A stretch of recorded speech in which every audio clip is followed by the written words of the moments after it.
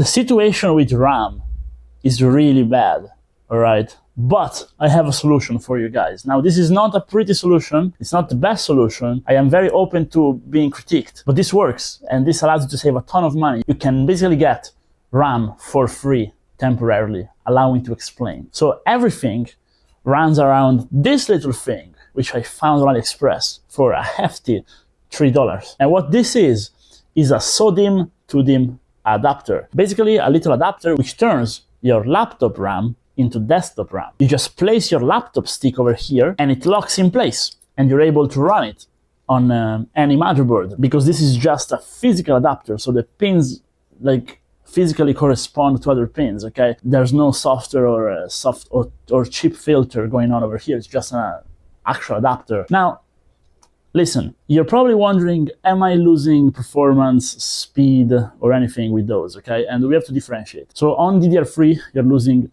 absolutely nothing, but who is building with DDR3, really? DDR4, you're losing a small percentage of the bandwidth, but I actually did a lot of testing, and I came up with a lot of graphs, which I'm not gonna show you, because in the end, the difference in any kind of gaming performance or any kind of actual productivity performance, if we actually normalize the testing conditions, are zero. So for DDR4, you're fine. DDR5, you're starting to encounter problems. I encountered compatibility problems. I encountered problems with overclocking. I was not able to overclock the RAM to the same speed, which I thought was super weird, because this is just a physical adapter. What's the difference? But it turns out, the same way as a dual slot motherboard like this allows you to overclock your RAM faster, because it's closer to the CPU in actual millimeters of distance from the socket. This adapter adds some distance to travel for the actual data. So you are gonna encounter issues in overclocking. Even though I haven't encountered them with 3600 MHz DDR4, which is the most common RAM I'm using here for all those Chinese motherboards with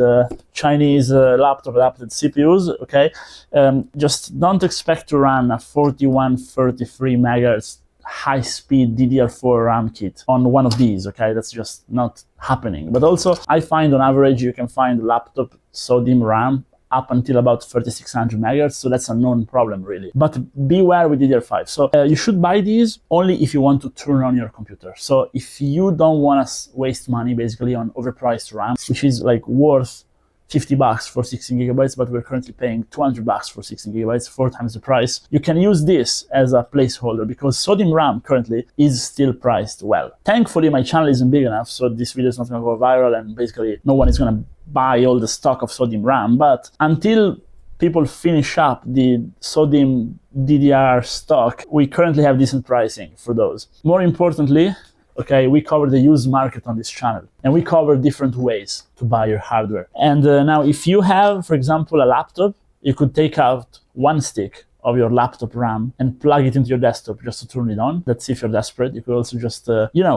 if you ever upgraded RAM on your laptop in the past, you can just get the old sticks from your upgrade and plug them in, or you can just buy on the used market laptop RAM, which currently, at least in Italy, where people don't know too much about tech, apparently still on the used market. SO-DIMM RAM is so cheap just because of market, because everyone is selling it for cheap. You can buy some and pay actual decent pricing for it. And if you're expecting to run it at base speed, you're gonna have zero problems, zero difference. Going on about all the graphs, which I made for nothing about the performance difference, they come down to this. The actual performance difference you're gonna encounter is the difference between running your RAM at stock speed and an XMP RAM, which in dramatic scenarios can be all the way up to 10% performance loss. But if you're losing 10% performance temporarily, but you're able to spend $3 for an adapter and $20, $30 for 60 gigabytes of RAM, it's worth it. Also, this is compatible with dual channel, so I recommend you guys buy 2, and I really recommend you guys run it in dual channel, okay? I'm gonna leave the link to those down below. If you buy 2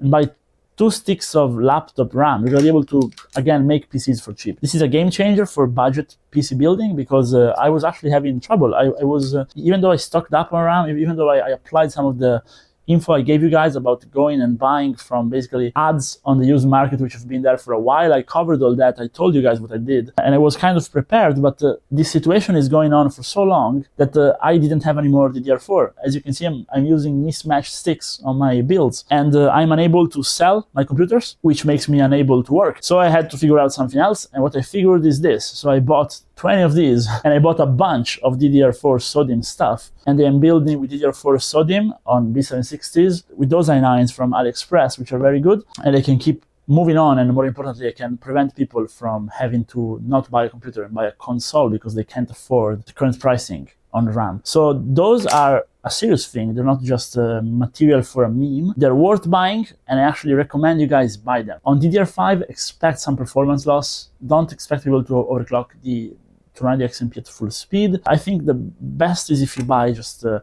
low speed laptop RAM, because since it's low speed, it's even cheaper. You don't expect to overclock it.